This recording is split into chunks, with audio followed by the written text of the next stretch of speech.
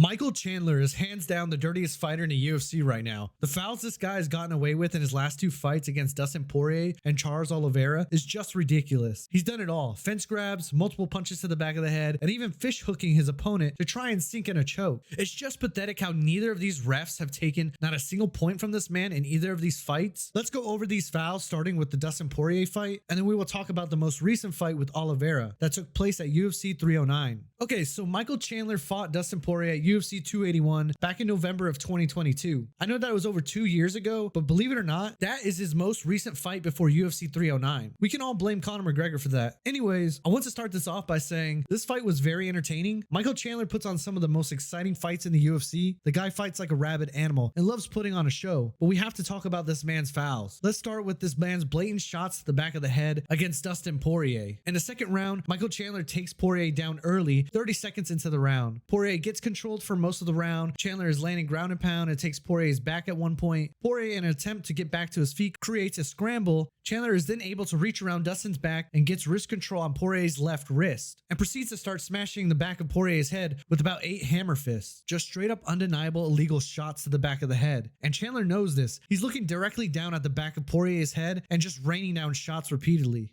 The ref, Dan Miragliotta, swipes Chandler's hand away in an attempt to get him to stop hitting the back of Poirier's head, but Chandler does not care. He continues to hit him in the back of the head a few more times just for good measure. Dustin then looks at the ref like, "Are you kidding me right now?" And Chandler finally stops. These shots are illegal for a reason. They can and have caused serious damage. Back in 2015, a boxer, Prichard Colin, took multiple shots to the back of the head in his bout against Terrell Williams. Prichard collapsed in the locker room after the fight and was in a coma for 221 days due to brain hemorrhage. He was then left in a vegetative state after waking up from a coma. These type of illegal shots need to be taken more seriously. Just swiping at Chandler's hand for a second is not enough. We need to see more serious punishment for these type of fouls before someone in the UFC ends up getting seriously injured. We have seen it time and time again where fighters get away with shots to the back of the head with no repercussions. Anyways, if you thought that was bad, just look what Chandler did early in the same round. Chandler takes Poirier's back after a failed triangle attempt from Poirier. Once on his back, he attempts a very dirty technique to try and choke Poirier, and Chandler cannot say this was not blatant at all. He first attempts this with 3 minutes and 8 seconds left in the round, but is unsuccessful because Poirier is able to turn his head away while Chandler tries to fish hook his mouth. At 2:43 left in the round, Chandler then again attempts the fish hook. This time, he's able to keep Poirier from being able to turn his head and shoves his fingers into Dustin's mouth and cranks his head up to try and sneak his other arm around the neck of Poirier to sink in a choke. The announcers and the ref both missed this during the fight. Dustin is trying to tell Dan Miragliotta, but Dan doesn't see it. Now, I understand the ref in that moment might have not seen the foul, but fish hooking someone like this should come with some sort of punishment after the fight. It is so blatant and on purpose that Chandler should have been fined and suspended or even cut from the UFC. I get it. He puts on great fights,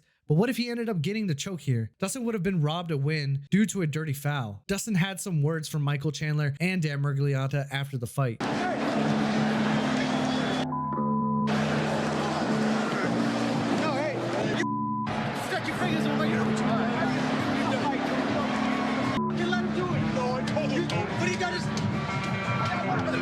You almost got me with a choke when you hit him out.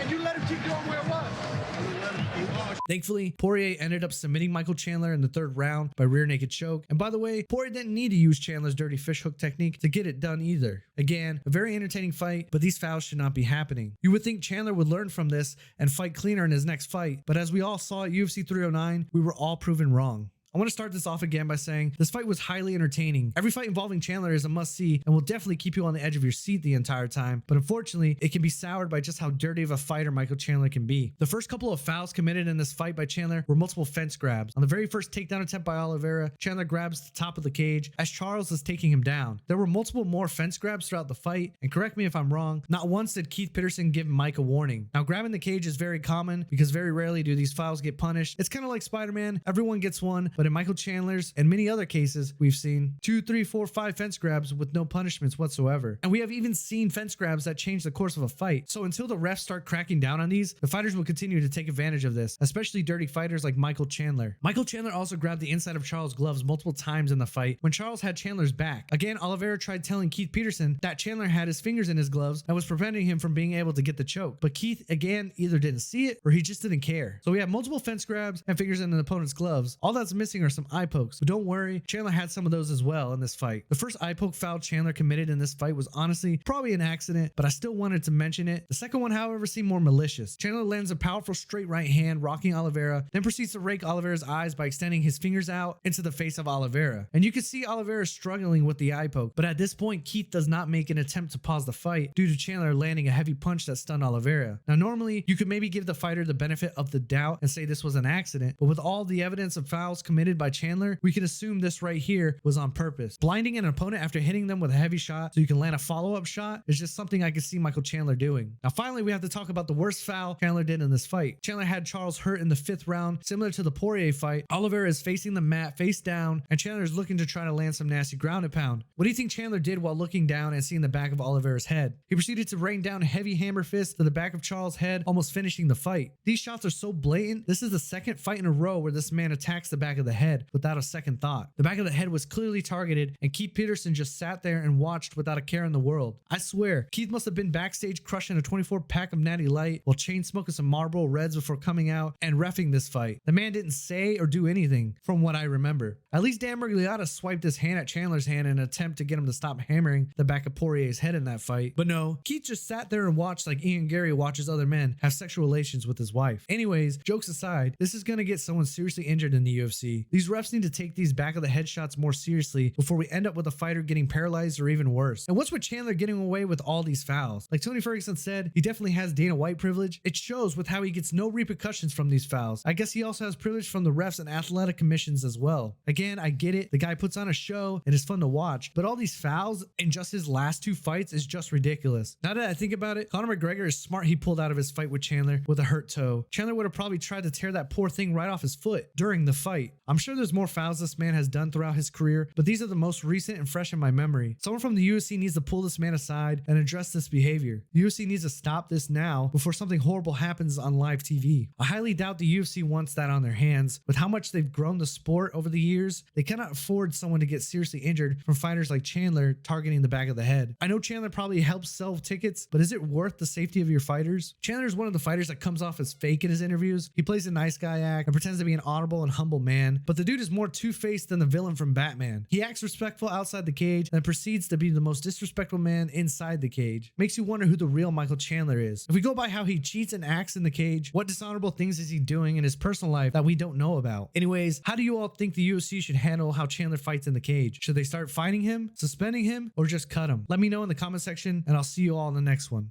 And I told him he's a dirty motherfucker too, for putting his fingers in my mouth and blowing his nose, and you know. Apologized, getting the fingers, said it was unintentional, what have you. It was definitely intentional. Isaiah, what I'm not here to criticize, but I'm gonna tell you something. There were a lot of blows to the back of the head, a lot of fence grabbing. There was also some eye pokes.